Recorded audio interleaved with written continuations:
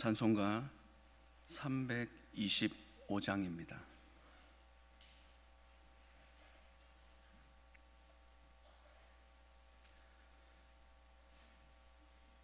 찬송가 325장입니다.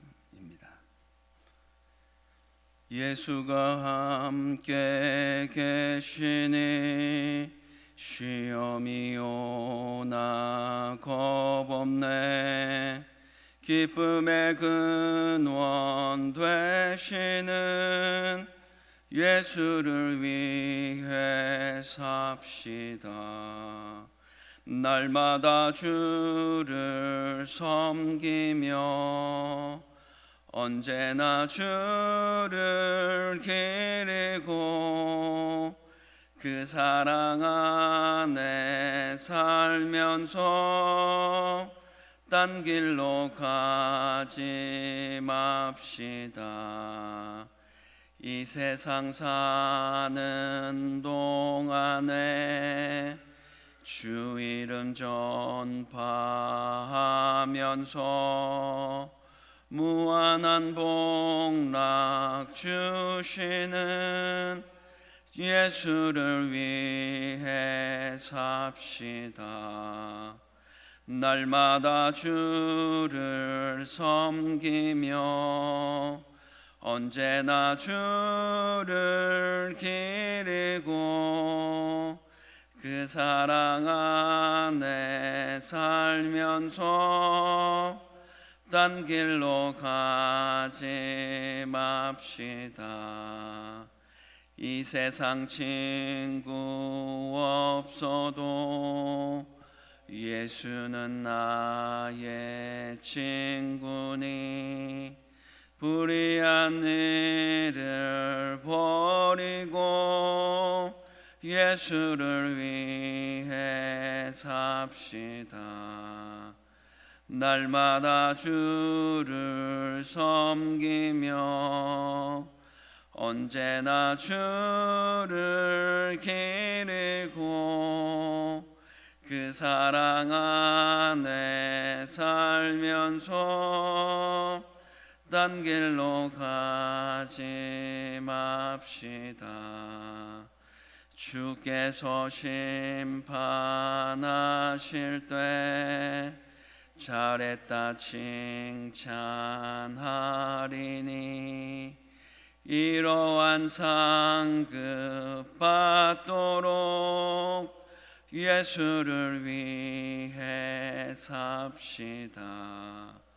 날마다 주를 섬기며 언제나 주를 기리고 그 사랑 안에 살면서 딴 길로 가지 맙시다. 아멘. 사무엘하 4장 1절에서 12절까지의 말씀입니다.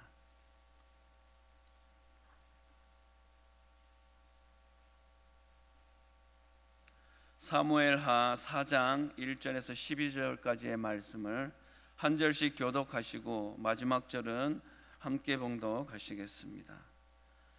사울의 아들 이스보셋은 아브넬이 헤브론에서 죽었다 함을 듣고 손에 맥이 풀렸고 온 이스라엘이 놀라니라.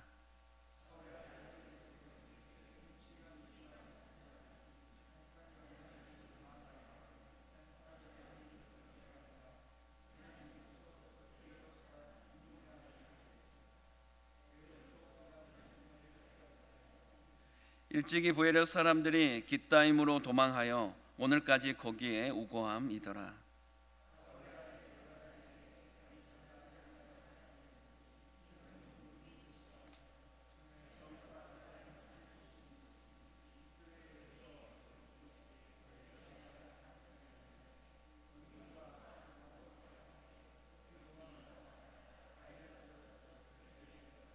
부에롯 사람 림몬의 아들 레갑과 바하나가 길을 떠나 볕이 쬐을 때쯤에 이스보셋의 집에 이르니 마침 그가 침상에서 낮잠을 자는지라.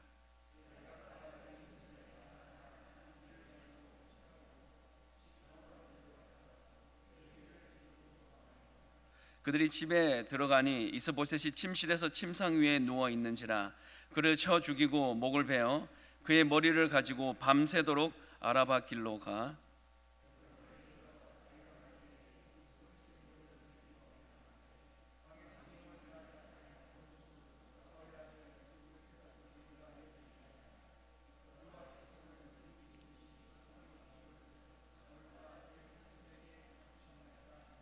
다윗이 부에롯 사람 림몬의 아들 레갑과 그의 형제 바하나에게 대답하여 그들에게 이르되 내 생명을 여러 환난 가운데서 건지신 여호와께서 살아계심을 두고 맹세하노니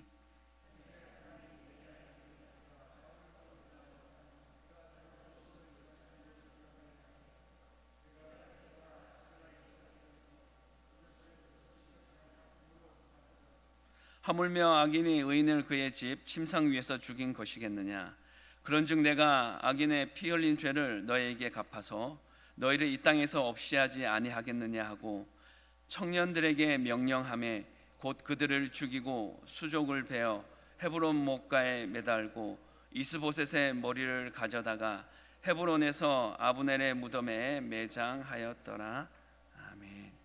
오늘 본문의 말씀은 제가 이 효성교회에 와서 처음으로 새벽 기도를 했던 월요일 여러분과 함께 나누었던 사무엘하 1장 1절에서 16절의 말씀과 아주 평행을 이루는 유사한 내용이 다시 한 번 더 내용으로 보여지고 있는 것을 살펴볼 수가 있습니다. 미술 가운데 데칼코마니라는 그런 기법이 있는데 마치 그 미술의 기법을 연상되게 하는 그런 본문의 내용을 오늘 살펴볼 수가 있습니다. 1절의 말씀입니다. 사울의 아들 이스보셋은 아브넬이 헤브론에서 죽었다 함을 듣고 손에 맥이 풀렸고 온 이스라엘이 놀라니라. 아브넬이 헤브론에서 죽었다는 소식이 이스보셋과 이스라엘에게 알려졌습니다. 그 소식을 들은 이스보셋은 망연자실하였습니다. 그리고 이스라엘 사람들은 굉장히 두려움에 떨었습니다. 아브넬은 사울 집에 어떻게 보면 힘의 군원이었습니다. 그런 그가 이스보셋을 왕으로 올리고 지금까지 이스라엘을 이끌고 지탱해 왔던 것입니다. 그의 죽음은 이스보셋에게 더욱 충격으로 다가왔을 것입니다. 이 이스보셋의 왕위는 국민들의 지지와 하나님의 선택에 의한 것이 아니라 오직 아브넬의 힘에 의해 생겨나고 유지되어 왔기 때문인 것입니다. 2절의 말씀입니다. 사울의 아들 이스보셋에게 군지휘관 두 사람이 있으니 한 사람의 이름은 바하나요 한 사람의 이름은 레갑이라. 베냐민 족속 부에롯 사람 림몬의 아들들이더라. 부에롯도 베냐민 지파에 속하였으니. 이야기의 흐름을 끊고 2절에서는 새로운 인물을 소개하고 있습니다. 사울의 아들 이스보셋의 군지휘관 바하나와 레갑입니다. 이들의 지휘하는 부대는 주로 습격, 약탈을 하는 왕의 정예 부대였습니다. 그리고 이들은 이스보셋의 가장 중요한 지휘관들 중에 한 사람들이었습니다. 또한 베냐민 지파 부에롯 사람 림몬의 아들들로 사울의 집과 같은 지파 사람들임을 강조하고 있는 것입니다. 3절의 말씀입니다. 일찍이 부에롯 사람들이 깃다임으로 도망하여 오늘까지 거기에 우거함이더라. 부에롯 사람들의 혈통에 대한 좀 더 자세한 이야기가 3절에 나오고 있습니다. 부에롯은 원래 여호수아를 속이고 살아남은 기브온 사람들의 성읍이었습니다. 베냐민 지파에 속하기는 하지만 가나안 사람의 성읍이기도 합니다. 그런데 2절 하반절에서 현재 부에롯 사람은 베냐민 지파에 속하며 부에롯의 거주민들은 깃다임이라는 곳으로 도망갔다고 설명을 하고 있습니다. 사울의 통치하에 이곳 거주민을 쫓아내고 베냐민 사람들이 그것을 점령하여 현재까지 거주하고 있다는 의미입니다. 이 사건은 후에 사무엘하 21장 1절에서 14절에서 기브온 사람들이 다윗에게 사울의 죄를 처벌해 달라고 요구하는 근거가 되는 배경이 되는 그런 말씀이기도 합니다.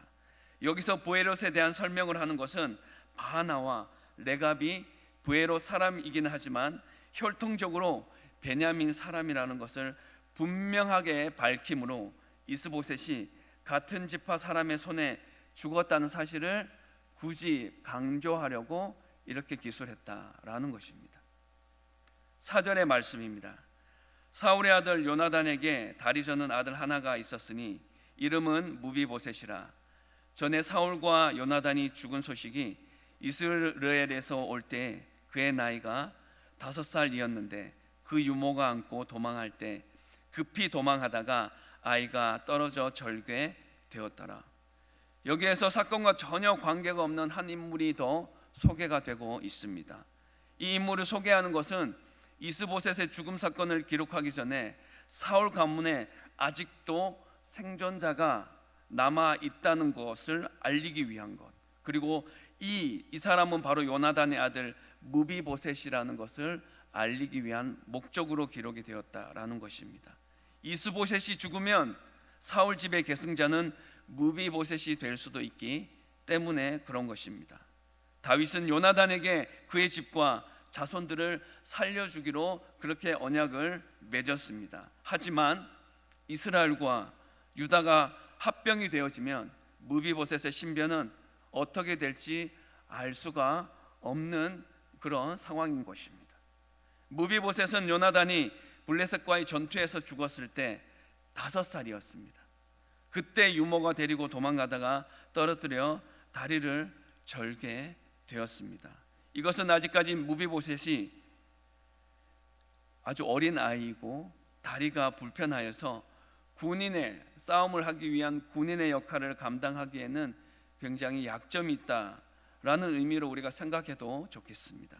결국 이스보셋 이후에 사울 집 왕이 계승자인 이 무비보셋은 사울 집을 계승하기에 적합한 인물은 아니다. 그렇기 때문에 이스라엘 백성들이 이스보셋 이후에 다윗을 왕으로 선택할 수밖에 없다라는 상황을 말해주기 위한 것임을 우리가 주목해 볼 필요가 있습니다. 5절의 말씀입니다. 부에롯 사람 림몬의 아들 레갑과 바하나가 길을 떠나 볕이 쬐을 때 즈음에 이스보셋의 집에 이르니 마침 그가 침상에서 낮잠을 자는지라. 무비보셋에 대한 설명 다음에 다시 이야기는 이스보셋과 부하들에게로 돌아가게 되어집니다. 이 단락은 이스보셋이 죽임을 당하는 장면입니다.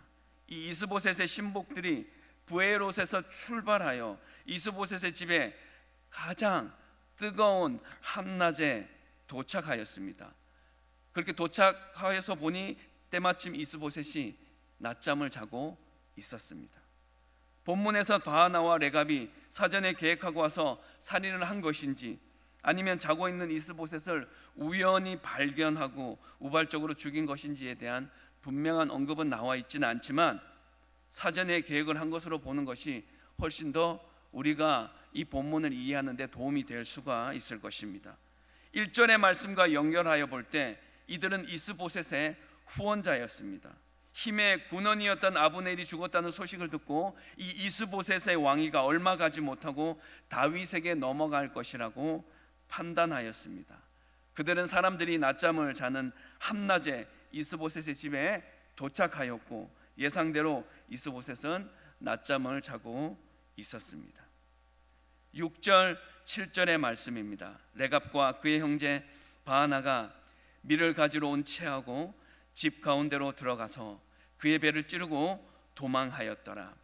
그들이 집에 들어가니 이스보셋이 침실에서 침상 위에 누워 있는지라 그를 쳐 죽이고 목을 베어 그의 머리를 가지고 밤새도록 아라바 길로 가. 이들은 이스보셋을 지키고 있는 호위병들을 속였습니다. 교묘하게 속이고 집 안으로 들어가려고 밀을 가지고 온 것처럼 그렇게 연극 상황을 설정하였습니다. 이스보셋이 자고 있는 사이에 집에 들어가려고 이 거짓말을 한 것은 이들이 사전에 이스보셋을 죽이기로 계획하였다는 한 증거가 될 수가 있는 것입니다. 이들이 어떠한 해도 입힐 생각이 없이 단순히 이스보셋을 만나러 온 것이라면 그가 깨어나기를, 낮잠에서 깨어나기를 기다려야 하는데 그것이 더 자연스러운데 그렇게 하지는 않았습니다. 이들이 이스보셋을 죽이고 도망가는 것을 간단하게 기록하고 있고 7절에 이것을 좀 더 자세히 설명하고 있다고 볼 수가 있습니다. 이들은 집 안으로 들어가 배를 찔러 죽이고 도망갔다고 그렇게 6절에서는 요약적으로 말하고 있는 반면에 7절에서는 이들이 들어가서 본 상황, 즉 이스보셋이 침상에서 낮잠을 자고 있는 상황을 설명합니다. 5절에서 이스보셋이 낮잠을 자는 장면은 이야기라는 사람이 설명을 하고 있습니다. 반면에 7절은 바하나와 레갑의 시선으로 본 모습을 설명하고 있습니다. 7절의 말씀에 보면 쳐 죽이다라는 표현이 있습니다. 이 쳐 죽이다라는 표현은 6절에 배를 찔러 죽이는 행동을 구체적으로 설명한 것입니다. 7절에서 이스보셋의 머리를 베었다는 것과 아라바 길로 갔다는 설명이 덧붙여지는데 이것은 6절에 도망갔다는 말을 좀 더 구체적으로 풀어서 자세히 설명한 표현이라고 할 수가 있는 것입니다. 이스보셋의 머리를 벤 것은 자신들이 이스보셋을 죽였다는 것을 증명하기 위한 것으로 이것은 다윗에게 가기 위한 준비입니다. 그러므로 이스보셋의 머리를 벤 것도 이들이 사전에 계획한 살인임을 다시 한번 증명해 주는 것입니다. 이들은 밤새 아라바 길을 걸어서 헤브론에 도착합니다. 마하나임에서 헤브론까지는 대략 100km 정도입니다. 우리가 오늘날 차를 타고 가더라도 100km는 참 가깝지 않은 거리입니다. 근데 걸어서 그 정도로 그렇게 전심전력을 향해서 달려갔으면 어떠했을까요? 그런데 다음날 헤브론에 도착한 것을 보면 이들이 굉장히 서둘렀다는 그것을 알 수가 있습니다. 이스보셋의 왕궁 안에서 살인자를 추적하는 손길을 피하려고 최대한 빨리 다윗의 집으로 돌아가려고 했다는 것을 우리는 살펴볼 수가 있는 것입니다. 8절의 말씀입니다. 헤브론에 이르러 다윗 왕에게 이스보셋의 머리를 들이며 아뢰되 왕의 생명을 해하려 하던 원수 사울의 아들 이스보셋의 머리가 여기 있나이다. 여호와께서 오늘 우리 주 되신 왕의 원수를 사울과 그의 자손에게 갚으셨나이다 하니, 헤브론에 도착한 이들은 바로 다윗 왕에게 이스보셋의 머리를 보여주며 왕의 생명을 찾으려 했던 원수 사울의 아들 이스보셋의 머리가 여기 있나이다 라고 그렇게 말합니다. 이들은 다윗이 사울을 원수로 생각하고 있으며 그렇기에 그의 아들 이스보셋도 원수로 여길 것이라고 생각하였습니다. 또한 자신들의 행동은 여호와께서 다윗에게 향한 사울의 악행을 사울과 그의 자손들에게 되갚으신 정당한 행동이라고 그렇게 말합니다. 이들은 이스보셋을 죽이면 다윗이 자신의 원수를 죽였다고 좋아할 줄로 생각하고 있었습니다. 하지만 이것은 큰 오판이었습니다. 9절에서 12절까지의 말씀입니다.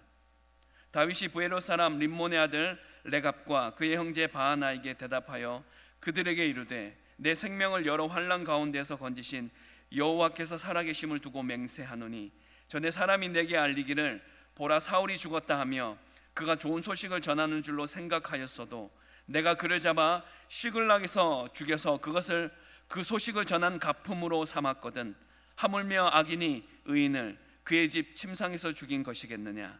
그런즉 내가 악인의 피 흘린 죄를 너에게 갚아서 너희를 이 땅에서 없이 하지 아니하겠느냐 하고 청년들에게 명령하며 곧 그들을 죽이고 수족을 베어 헤브론 목가에 매달고 이스보셋의 머리를 가져다가 헤브론에서 아브넬의 무덤에 매장하였더라. 다윗은 이들에게 사울의 죽음을 좋은 소식인 줄 알고 그렇게 전한 자를 죽였다고 그렇게 말을 합니다. 즉 소식을 알린 사람도 죽인 마당에 침상에서 자고 있는 사람을 잔인하게 죽인 살인자들을 그냥 두겠느냐는 것입니다. 다윗은 여호와의 살아계심을 두고 맹세합니다. 이런 살인자는 반드시 죽이겠다고 한 후 죽이라고 명령합니다.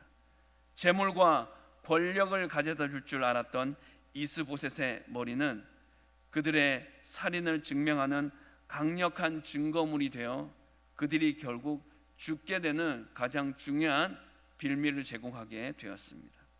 이들의 수족을 자른 후 팔, 다리 없는 시체를 헤브론 목가에 매달았습니다. 이것은 매우 이례적인 처형입니다.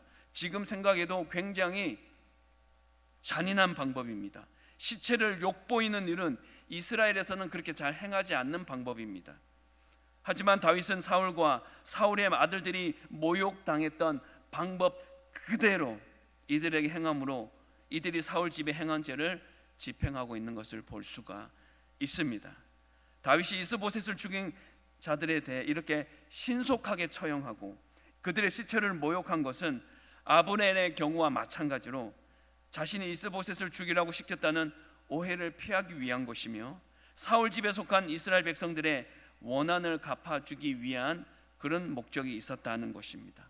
이렇게 오늘 본문의 말씀을 보면서 인간들의 욕심과 원한과 살인이 휘몰아치는 가운데에서도 다윗이 전체 이스라엘의 왕이 오르는데 가장 큰 걸림돌이라고 할 수 있는 자들이 제거가 되었습니다. 결국 다윗은 온 이스라엘의 왕이 되어지는 것을 볼 수가 있습니다. 오늘 본문의 말씀을 통해서 하나님께서는 선한 방법으로도 하나님의 일을 이루어 가십니다. 하지만 악하고 욕심에 가득 찬 인간들이 판치는 세상에서는 그들의 악함을 이용해서도 하나님의 일을 이루어 가신다는 것을 우리에게 보여주고 계시는 것입니다. 사랑하는 여러분, 하나님은 선은 선으로 갚으시고 악은 악으로 갚으시면서 당신이 계획하신 계획들을 우리를 통하여서 이루어 가시는 줄 믿습니다. 경계에는 규칙이 있습니다. 그런데 이기려고 내 편, 네 편 상관없이 마구잡이로 공격한다면 일찌감치 그들은 퇴장당하고 맙니다. 우리는 힘과 힘이 맞부딪히는 세상을 살아가고 있습니다. 암투와 혼탁한 사건 속에서 하나님은 다윗을 보호하고 그의 집을 세워가십니다. 흑백을 가릴 수 없는 상황에서도 다윗은 하나님 보시기에 옳은 것을 따라 행동하는 것을 볼 수가 있습니다. 사랑하는 여러분, 우리가 세상 가운데 살아가면 이것이 옳지 않은 것인 줄 알면서도 사람의 관심을 얻기 위해, 마음을 얻기 위해 불의함을 그렇게 묵인하며 그렇게 함께 편승하는 삶을 살아가려고 하진 않는지, 그런 마음이 들 때 그 유혹을 이기지 못하는 삶을 살아가고 있지 않은지를 한번 생각해 볼 수 있기를 원합니다.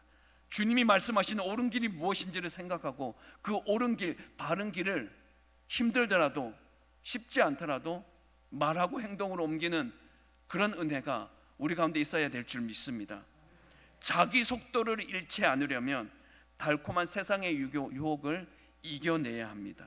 그리고 하나님이 우리에게 말씀하신 믿음의 보폭을 따라 믿음의 발걸음을 한 걸음 한 걸음 내딛으며 나아갈 수 있어야 하는 것입니다.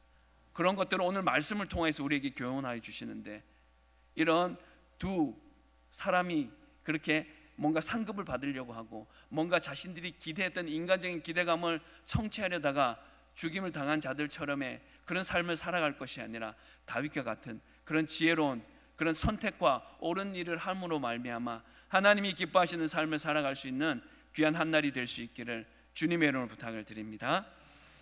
기도하겠습니다. 다윗은 오직 하나님의 뜻과 섭리, 은혜에 의해 자기가 왕으로 세워졌다고 믿고 있었습니다. 자기가 가진 모든 것이 하나님으로부터 왔음을 알고 있었기에 그는 결코 악인들의 도모에 참여하지 않았고 악을 악으로 갚지 않았습니다. 우리도 다윗처럼 세상의 방식대로 이익을 도모하지 않게 하여 주시고 하나님 보시기에 의로운 것을 선택하며 살아가게 하여 주시옵소서. 다윗처럼 항상 하나님의 존재를 의식하며 살아가게 하여 주시옵소서. 언제나 하나님의 뜻에 순종함으로 하나님이 내리시는 형통함의 복을 누리며 살게 하여 주시옵소서. 역사의 주인이신 하나님의 통치가 임하기를 간절히 사모하며 살아가게 하여 주시옵소서. 우리에게 끝까지 변치 않는 사랑인 헤세드의 언약을 지켜주신 주님의 신실함을 사모하며 살아가게 하여 주시옵소서. 불편 없이 살만한 직장을 얻게 하려고 자녀 교육에 열을 올리는 것보다 더한 열정으로 우리의 자녀들이 하나님의 변하지 않는 사랑을 의지하도록 가르치는 일에 힘쓰는 부모들 되게 하여 주시옵소서. 주님, 국제관계에서 과학기술이 어느 때보다 지리적 요소를 뛰어넘는 중요한 요소로 떠오르고 있습니다. 전 세계 과학기술이 선한 도구로 바르게 사용될 수 있도록 주님 역사하여 주옵소서. 중남미 국가를 위해 기도합니다. 중남미 국가 공식 문서에 제3의 성 표기를 인정하는 사례가 나오고 있습니다. 주님, 있을 수 없는 일이 진행되고 있습니다. 주님, 중남미 국가들이 창조 질서를 부정하는 죄의 길에서 돌이키게 하여 주시옵소서. 주님, 이 땅을 바라보며 이 지역을 바라보며 기도합니다. 영도와 부산, 민족과 열방을 위한 중보자로 든든히 세워져 가고 이어져 가게 할 수 있는 중보자들이 넘쳐나는 우리 효성 교회 성도들 되게 하여 주시옵소서. 무엇보다도 말씀과 기도로 무장되어 하나님이 찾으시는 복음의 사람과 예배자로 온전히 살아가게 하여 주시옵소서. 이 시간 기도합니다. 담임 목사님 두 분의 장로님과 함께 평남로에 참석차 오늘부터 1박 2일의 일정으로 출타하게 되어집니다. 그 여정 가운데 주님 함께 하여 주시고 성로에 되게 하여 주시며 오고 가는 길도 지켜 주시옵소서. 우리의 이 모든 기도를 기뻐 받아주시는 우리 주 예수님의 이름으로 기도합니다. 아멘. 하늘에 계신 우리 아버지여, 아버지의 이름을 거룩하게 하시며 아버지의 나라가 오게 하시며 아버지의 뜻이 하늘에서와 같이 땅에서도 이루어지게 하소서. 오늘 우리에게 일용할 양식을 주시고 우리가 우리에게 잘못한 사람을 용서하여 준 것 같이 우리 죄를 용서하여 주시고 우리를 시험에 빠지지 않게 하시고 악에서 구하소서. 나라와 권능과 영광이 영원히 아버지의 것입니다. 아멘.